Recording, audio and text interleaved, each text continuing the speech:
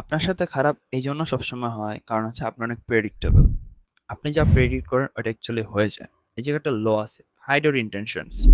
অর্থাৎ আপনি যেটা অ্যাচিভ করছেন ওটা মানুষকে বলতেছেন যে আমি এই জায়গায় সাকসেস হয়ে গেছি, আমি এটা অ্যাচিভ করে ফেলছি।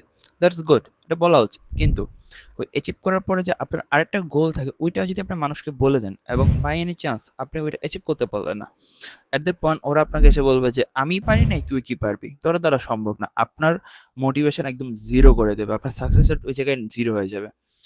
মানুষকে আপনার ব্যাপারে ওইটাই বলবেন যেটা আপনি পেয়ে গেছেন, যেটা আপনার সাকসেস হয়ে গেছেন, কিন্তু অ্যাকচুয়ালি আপনার যেটা গোল, আপনার ইন্টেনশন, আপনার পারপাস যেটা, ওটা কোনোদিন শেয়ার করবেন না।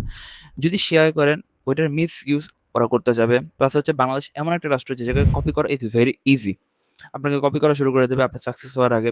সো আপনার সাকসেস আপনার কাছে রাখবেন, আপনার অ্যাচিভ করার আগে যে জিনিসগুলো থাকে ওগুলো সব আপনার কাছে রাখবেন। মানুষকে অন্ধকারের মধ্যে রাখবেন। যতটুকু বলা প্রয়োজন ঠিক ততটুকুই বলবেন, বেশিও না কমও না। Best of luck.